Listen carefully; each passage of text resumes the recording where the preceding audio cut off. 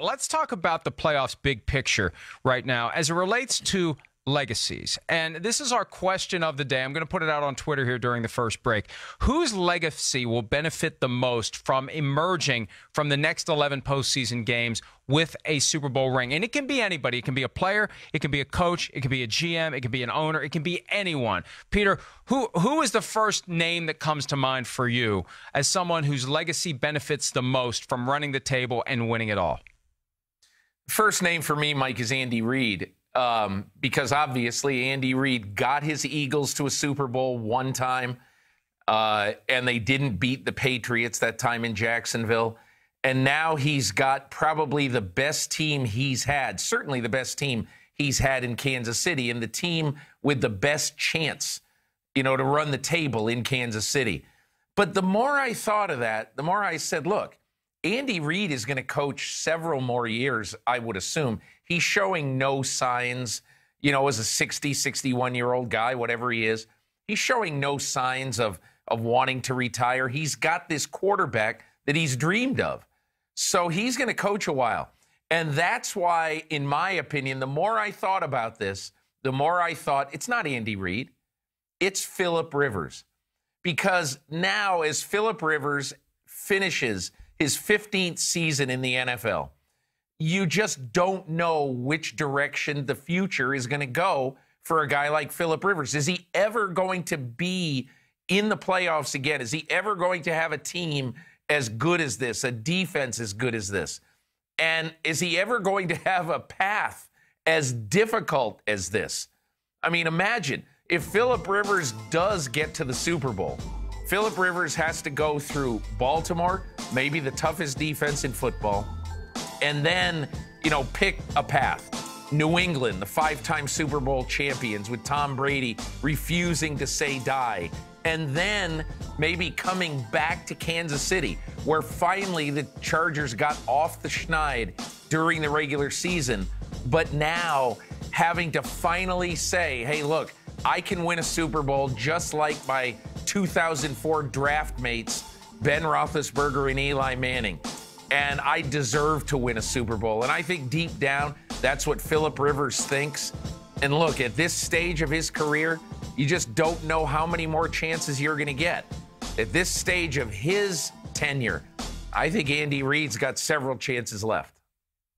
Yeah, and I agree with you completely. And if he's even considering when he would walk away from the NFL, I think the answer is whenever Patrick Mahomes does, because Mahomes is special enough. What we've seen from him, this isn't just one guy who shows up and, hey, he's the best quarterback from the mold we're used to. He's a guy who is a different mold altogether. He has created in one season a career's worth of highlights, and he's just getting started. And if Mahomes would win a Super Bowl. Think about this, Peter, because we've been trying to draw parallels to past quarterbacks who had huge impacts right away. Dan Marino in 84, although he did play 10, 11 games in 83, so it's not quite the same. Kurt Warner in 99, who really wasn't, a young player. He'd been around for 5 years, but he came out of nowhere in 99, won the NFL MVP, won the Super Bowl MVP. It's kind of a cross between Marino and Warner if Mahomes could do it. And the bottom line is it's Mahomes. It's a new breed. It's a new era where a guy comes in, first year as a starter, second year in the NFL, wins the regular season MVP award, best player in the sport, and cashes in with an NFL Super Bowl MVP trophy, because chances are that's who the MVP would be if the Chiefs would win it all. That we've never seen that before, and we may never see that again. Mike, I'll never forget being at the Super Bowl in Palo Alto when Joe Montana and Dan Marino played in the game. And the entire theme was, after the 49ers won this game, the entire theme was, hey, Dan Marino, don't worry about it, kid. You're going to get here 5 more times. Your day is coming. And he never got there again. So as much as I want to say that Andy Reid and Patrick Mahomes are going to have a few more chances, you just really don't know. We are at the start of a 12-team tournament. And some of the craziest things have happened in this 12-team tournament. But I will say this, more recently in this 12-team tournament, being the higher seed has been a huge advantage. You really have to go back to sort of almost to the Giants days, in 2007 and 11 to find a lesser team in the regular season, that really took a great trip through the playoffs and ended up winning the Super Bowl. Now it has been the province lately of the very high seeds. That's what, to me, holds the Chiefs' promise so much this year, because they're going to be playing at home. And, Mike, I can tell you, last night I went out with an NBC crew. We went out around town and we talked to a lot of fans last night. I went to a tattoo parlor last night and talked to a guy who's done more than 20 Patrick Mahomes tattoos on people, one of which, a full face, was an 8-hour job on a woman.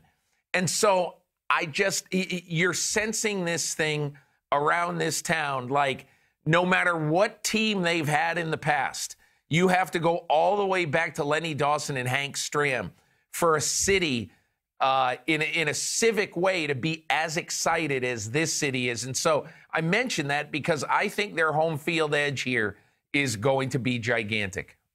I've never been in a tattoo parlor. Just merely being there, does it create a temptation to get a tattoo? Yes. I have to tell you, we're there about 10 o'clock last night. And I said to Marissa Boyajian, the producer, I said, if you get one, I'll get one. And okay, so Wait, I was lying, Mike. Okay. I was lying. I was not going to get one. I have no idea. I have no desire to put ink on my skin, but I know everybody else does it now. Me and you are the last two holdouts on planet Earth, by the way. Well, would you get an OU? Would you get an OU Bobcats? I mean, what would it be if you would get one? No, I would not get an OU Bobcat. I think I would get Ann. My wife's name. I'd get it right across here. I think it would be lovely. I'd get the Mike Tyson effect. Oh, boy. I think we may have some folks in graphics who can give you at least a glimpse of what that would look like. I have a feeling we'll be seeing that at some point over the next couple of hours. Another name that we should consider, a guy who I assume has his likeness somewhere on the body of various Eagles fans, the guy who was the Super Bowl MVP last year. And you talked about the benefit of being the one seed and how the one seeds have been cashing in recent years, even though there was a time where it was a 50-50 proposition that the one seed would even make it out of the divisional round. The Eagles and Nick Foles, last year the one seed, this year the 6 seed. This year they have to try to do what the Steelers did in 2005, what the Packers did in 2010. If the Eagles would do this again, and when you think about the teams they'd have to play just to even get there, you have to beat the Bears in Chicago, you have to beat the Saints in New Orleans, then you'd have to maybe play the Rams, or you'd have to play the Seahawks or the Cowboys. This would not be an easy run. But my God, if Nick Foles, coming off the bench in December for the second straight year, could lead the Eagles to the top of the mountain, especially as the 6th seed this year. Somebody asked me the question yesterday if that would put him in the Hall of Fame, that accomplishment in and of itself. And I doubt that it would, but my God, it would make a hell of an argument. Well, more importantly for now, Mike, I was on the phone with an NFL head coach yesterday, and he asked me this question. He said, just suppose if the Philadelphia Eagles run the table, what do the Eagles do then with Nick Foles and Carson Wentz? And it's very easy to knee-jerk say, you can only keep one quarterback, and you've got to go with Wentz. He's the long-term best bet. It's very easy to say that. But, Mike, I don't know if you'd say that anymore. I don't know how you could say that anymore. And so I turn it on you. If this happens, and, I mean, it's a 5% chance, 10%, whatever it is. But if that happens, you're Howie Roseman. You're the general manager of the Philadelphia Eagles. What do you do on the morning you wake up after winning the second straight Super Bowl with Nick Foles?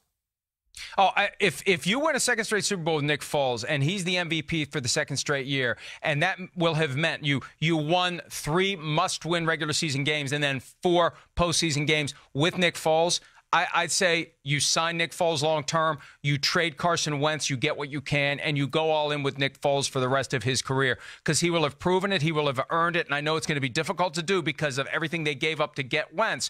But The thing that we have realized in recent weeks, Carson Wentz is a better quarterback, but the Eagles are a better team when he plays. And that's even before he wins 4 postseason games. You throw 4 postseason wins on top of it, and I think it's a no-brainer. For me, Peter, the decision becomes difficult if they beat the Bears this weekend and they keep it close with the Saints, because they got blown out when Wentz played 48-7. If they keep it within 10 points of the Saints, you at least have to have the conversation.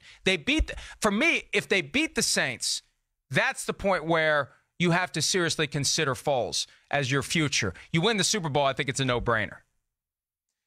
I think you're right, Mike. And it's one of those questions that it's probably best not to consider too hard right now because it could drive you crazy. You'd go spinning into orbit. But I would just make one point. And I was making this point to a friend of mine who's a huge Eagles fan this week. And he said, don't we have to keep Foles? And I said, I just want you to remember one thing. Remember your team 14 months ago. I was at the Link on a Monday night, either October or early November, Eagles, Washington. And Carson Wentz just lit up the night sky. Beautiful throws, great pocket presence, knowing when to hold them, when to fold them, when to run, when to stay. I just thought that this guy is going to compete for the MVP this year.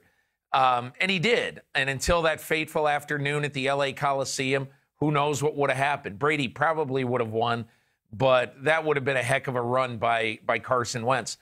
And I believe this year, people are judging Carson Wentz on the wrong set of criteria. And people are judging him based on what they saw last year. To me, you come back from tearing 2 knee ligaments in 9.5 months, when the doctor said originally this is a 9 to 12 month process, and you come back after 9.5 months, you look fine, but something wasn't fine this year.